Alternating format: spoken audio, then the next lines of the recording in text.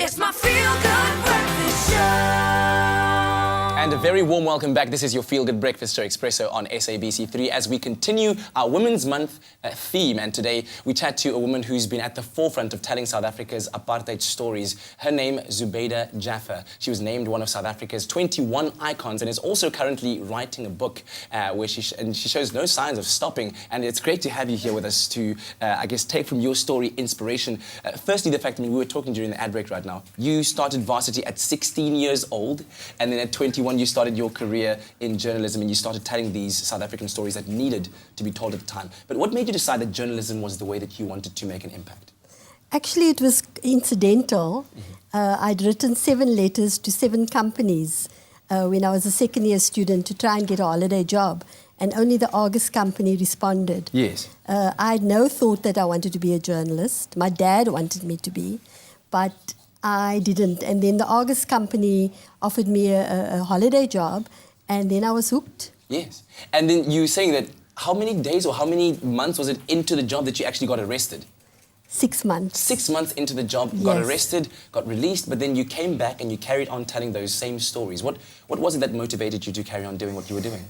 Well, I loved the job that I was doing, but I also was horrified by what I'd experienced, because in the mid-1980s, people were shot and killed in a retreat in Lavendale and Elsies River, and I did those stories. And as a result of which I was detained and tortured and really, really buggered up. So I tried to just carry on because I felt that we had to dismantle a system which was authoritarian and create a system that is democratic so that you all can do what you're doing so well, Katlego.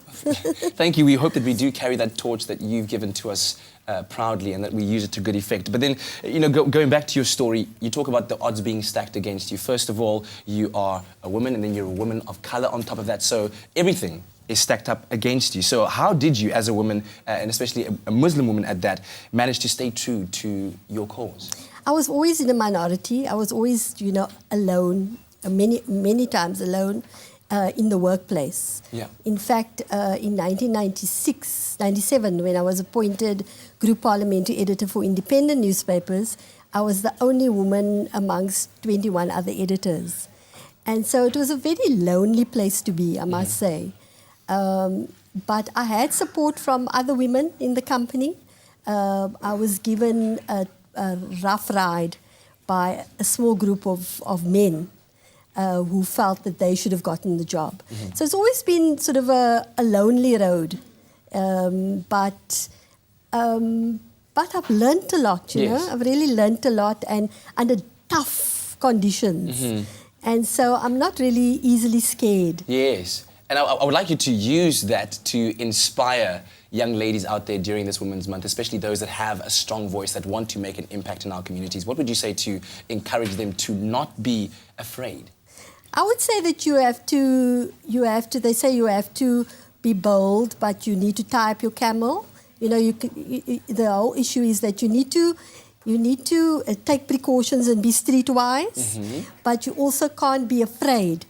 So my attitude has always been that I've chosen to live my life not in fear, but in appealing to or understanding that there's a good side to everybody. Yes. And I'd rather live like that than live in, scared. Yeah. Can't go walk out in the street, can't go out at night, can't do that. I walk out at night, I walk in the street, I walk up and down. Some of my neighbors say, "Oh, how can you do that?" And I say, if we all do that, then we'll be fine.